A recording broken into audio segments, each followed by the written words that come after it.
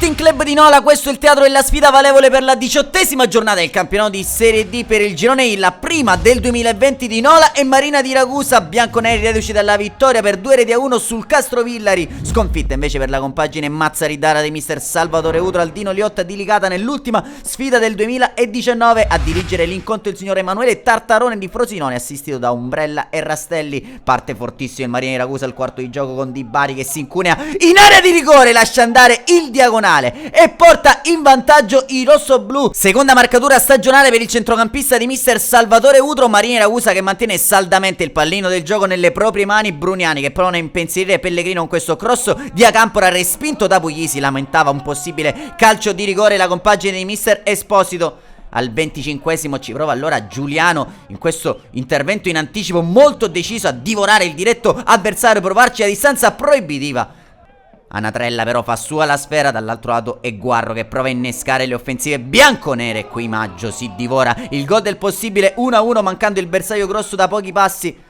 Al 35esimo Marina di Ragusa pericolosa in avanti direttamente da corner, infatti Anatrella è costretto a smanacciare la sfera sopra la trasversale. Termina così la prima frazione di gioco, squadre che guadagnano gli spogliatoi sul parziale di 0-1. Decidesi in qui la rete dopo 240 secondi di Di Bari. Passiamo allora con le nostre immagini al film della ripresa col Nola che ci prova in avanti, qui questa azione convulsa che riesce a liberare al tentativo Maggio. Non ci pensa su due volte con questa volée mancina che però sorvola abbondantemente la trasversale della porta di Pellegrino. Si susseguono le occasioni anche con Acampora direttamente da piazzato, potente ma non preciso il suo destro. Marina di Ragusa che non rischia più di tanto e non disdegna qualche sortita offensiva come con Schisciano che chiama all'intervento Anatrella.